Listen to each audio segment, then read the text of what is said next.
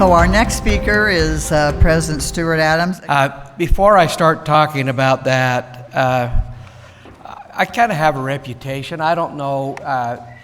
I'm biased, and Dave, what a great job David Barton does. I've got good friends in Texas, and David, I don't want to offend anyone, but I think Utah is the best state in the nation. Texas may be a close number 2, but I think Utah, is very, very well the best state. Now, the thing I like to talk about is the reason Utah is number 1, and you know that we were recognized by U.S. News and World Report in April for the second year in a row as the best spot for business.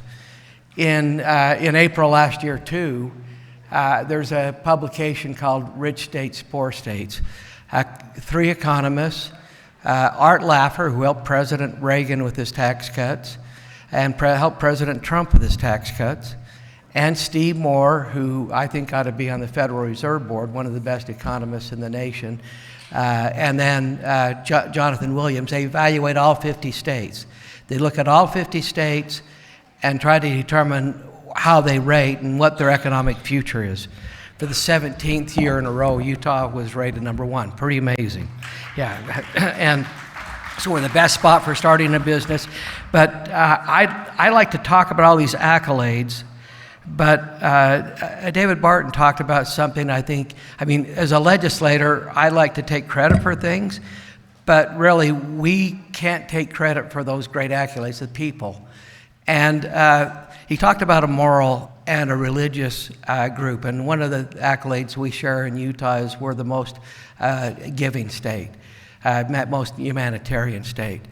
And I know Gal gets talked about a lot, but you know, I having just with the passing of Don Gal, I don't know anyone who has worked harder to combine what David Barton just talked about as a moral, religious, fundamental state trying to follow constitutional principles than you. And I know that you're going to, but I'd like you to stand up and let me personally, Gal, stand up, please. I recognize you as a great friend, someone who I've had a lot of experience with, and I don't know if you can count the number of bills we've worked on together, can you? I don't think we can. And Utah is great, not because of the great things we do legislatively. I mean, we believe in limited government, free markets, those things that create the ability for people to govern themselves, really. And if you have a good moral character, that's what happens, is you end up with great results, which we have in Utah. So something happened a week ago, and you know, I can't count the number of pieces, like I talked about a minute ago with Gail, that I have legislation I've been involved with. But I've never quite had the anxiety that I have today. And a week ago today, I was with 30 Senate presidents from all around the country. And one of them I happened to be talking to in the lobby of the event we were in. And he was the Senate president from Oregon. And I asked him how things were going in Oregon. And he said, they aren't going very well. And I said, well, what do you mean? You seem, you know, I think Oregon's probably doing okay. And he goes, we are the petri dish. We are the petri dish for America. And I said, explain to me what you're meaning, you're the petri dish of America. He says, well, every ballot initiative that anybody wants to pass, they seemed like they want to come to Oregon and talk us into passing it. And he said, for example, ballot measure 110. I had no idea what ballot measure 110. He went off and talked about it, so I went up and looked it up. Anybody know ballot measure 110 in Oregon? Let me tell you about it. Ballot measure passed. Ballot measure 110 reclassifies the possession of heroin, meth, PCB, LSD, and oxycodone. It makes it a Class E civil violation.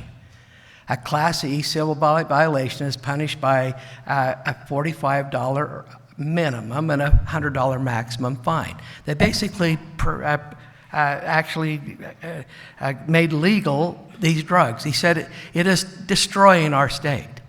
Now that initiative was led by a group out of New York State. And it came to Oregon, and they talked the people into passing it. And remember, Portland used to be a great spot to go to. It was held up as a really great, not anymore. And in Utah, and we talked about the fundamental principles of government. You know, we have the executive, and we have the judicial, and we have the legislative. We all know those branches, and we actually have states that I have a responsibility to push back on the federal government, kind of a fourth branch. But we need to follow those constitutional principles. And in Utah, I'm going to emphasize this if I can, we elect people to govern in Utah by the people of Utah, for the people of Utah, and that's what our founding fathers put forth. Now, we have a republic, and we elect those individuals. And this is what Thomas Jefferson said about a republic, and I wrote a few things down. Thomas Jefferson said, "A republic is the only form of government which is not eternally at open or secret war with the rights of mankind." Alexander Hamilton said, "It has been observed that a pure democracy," and it sounds good, doesn't it, to have a pure democracy where people vote on everything, if it were practical, would be the most perfect government. However, experience has proven that no position is more false than this, that the ancient democracies in which people themselves deliberated never possessed one good feature of government. Their very character was tyranny, and their figure deformative. Now, John Adams went on and said, remember, democracies never last long. And it kind of shocked me when I read it. He said, they soon waste, exhaust, and murder themselves. There never have been a democracy that did not commit suicide. And then we wondered about the courts, and Chief Justice John Marshall, who I think he was the principal founder of the constitutional law in America, he said, and this is what Chief Justice Marshall said, he said, between a balanced republic and a democracy, the difference is between like order and chaos. Now, on your table there, I was really thrilled to see him when I came in, and I grabbed one. There's a book. It's a book with Constitution and Declaration of Independence. I'm going to give you a little homework or maybe a little participation assignment. Why don't you open them up with you, will you? We'll open those up, pick them up. They aren't there for ornaments. I think they're there because they want you to use them. And hopefully we can use them. And, the very document that we all hold so dear. I'm going to get you to turn to page 15. Get to page 15. It's not hard to do. But this document we hold so dear, and I've committed to support and obey and defend our Constitution. On page 15, this actually puts sections on it. Go down to the bottom of page 15. It says Section 4. Section 4, it says Republican government. And before that, if you look back on page 14, Article 4 is about the states. So this is talking about the states. And in our Constitution, the very Constitution that we all hold so dear, says, the United States shall guarantee to every state in this union a Republican form of government. Yeah, thank you. Thank you. Right after the Constitutional Convention, and you know that George Washington oversaw that, Ben Franklin was there. And Ben Franklin was asked by some people what they'd done, and he didn't talk about the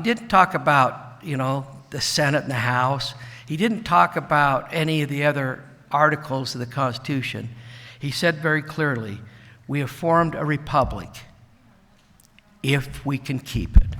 Now, I pledge to you, and there's other legislators here that I know have the same pledge, to support, obey, and defend the Constitution and our republic. And I pledge to you, I plan on doing that. Now, recently we had a Utah Supreme Court ruling, and it basically ruled that they said that if an initiative, like the one I talked about in Oregon, if it alters government, We're under strict scrutiny. We cannot change that as a legislative body. Now, we are your elected officials. We're duly elected. We know that process, but when they indicate, when our Supreme Court rules that the elected people, duly elected by the citizens of the state of Utah, cannot change an initiative, I think they've misread our Constitution. I just tell you that. Thank you. And I went to college, and I didn't go to law school. I'm a business graduate, but I had a law class. And I had a class where the professor told me, and I've thought about this a lot, he said that the attorney, and there's a few attorneys here, so maybe they can verify this, but he said the attorney who defends himself has a fool for a client. And now think about that. I mean, you can't say I didn't do it. Now the problem we have as a legislative body is we start to stand up and defend our republic is that we're defending ourselves. And we get blamed for grabbing power, and quite frankly, if I look at what our Supreme Court did, it's not a usurp of legislative power that we're trying to get. It's actually, the judicial government is taking away our power to actually make laws. In their ruling, they want to come back and tell us what alder reform government means, and every bill, every initiative gets passed. If we try to change it, they want us to go back to the court and let them tell us whether that met their criteria or not. They're actually legislating from the bench. They're taking the power, and that's just wrong. But we cannot defend ourselves, and we need your help. Because if we try to stand up, it just will not work, and you've seen it in the media, and it's not really right. And I will tell you that, in my opinion, we cannot let special interest groups outside of the state of Utah run initiatives and override our republic, destroy our businesses, and what they're trying to do is demean, impugn, and cast aside those who are duly elected to represent the citizens of Utah. And we cannot let initiatives turn Utah into California. So, yeah, thank you.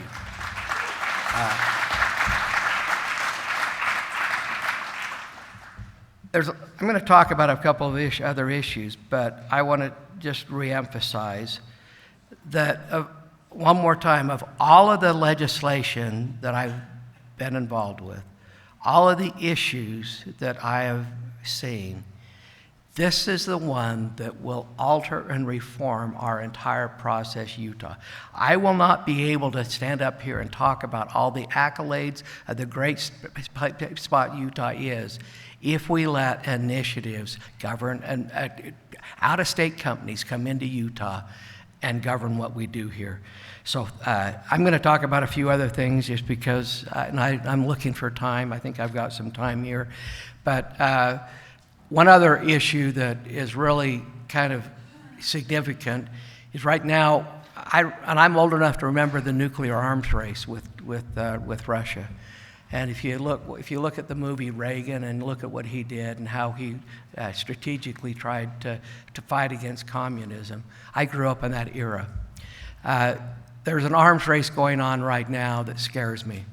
It's an arms race for AI technology. We know, I think, that the country that controls AI will control the world.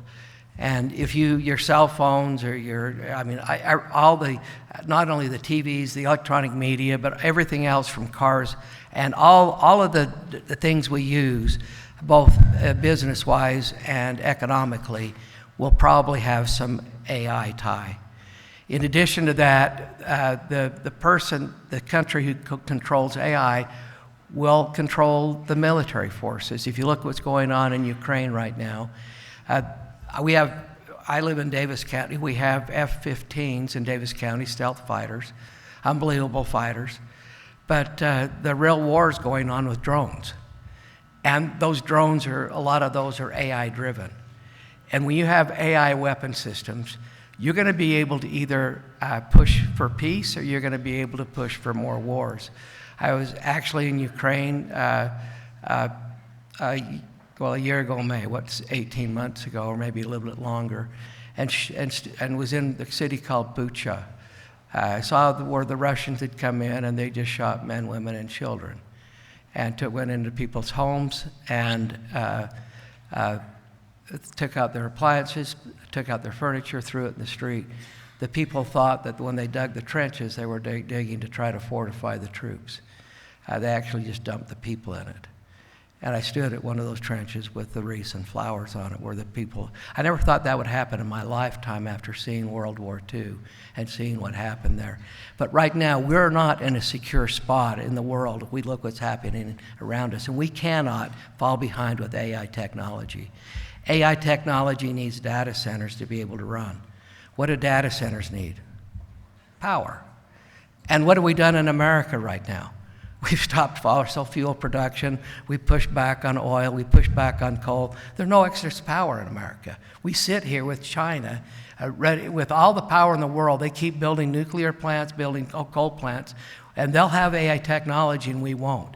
If that doesn't bother you, something should. We're gonna push to make sure Utah is a center for energy production. We have the lowest electric prices in the nation. We have some of the lowest gas prices in the nation. We're gonna continue to have low energy prices here, but we're gonna push energy production in Utah like we never have before, and that's one of the big things we're gonna do.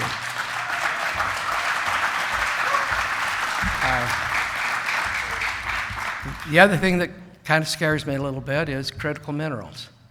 China, they have 60%, 60% of the mining of critical minerals comes from China. That's bad enough. 90% of the refining of critical minerals, indium, all those, happen in China. They just cut America off from 3 critical minerals. In Utah, we have 40 of the 50 critical minerals. We're going to go mine those, and we're going to try to process those, and we're going to push that in Utah in a big way. We know we have problems with water, and we've seen those problems. We're going to solve those water problems. We put together we made a water agent. That water agent's working with other states. We went to Israel, saw how Israel, because they're forced to solve their problems. They don't have a choice. If they don't, they're not going to survive. They desalinate. They perfected desalination. We came back and talked about desalination. Everybody thought we were nuts. Well, the San Diego Water board member talked the other day. He said Utah's idea of paying us to desalinate water and use it in San Diego or in California isn't that bad an idea. We can trade our Colorado River water for desalinated water in California. And this is somebody actually in California. But we can solve those problems if we work with our neighbors, and we're working real hard right now. Now, I'm about out of time, but Utah is great, I think, because of our limited government, free markets. The last 4 years in a row, we have tried to cut income tax. And we're going to try to do that one more time because we believe that limited government and free market allow people to be able to use their resources wisely. And I believe the reason we're able to do that is because we have a great economy. Now, I appreciate being here. I appreciate what you do. And let me just say one more thing in conclusion because I feel it so passionately. And I get to see things from a Senate president's perspective, a legislator's perspective. But Utah is not great because of the legislature. Utah is great because of the people. Everywhere I go in the state of Utah, I see people doing special, great things. Things that they aren't paid to do, things that they aren't asked to do, things that they want to do because of their moral character. That is what makes Utah great. Thank you for being such an example of that, and thank you for having me.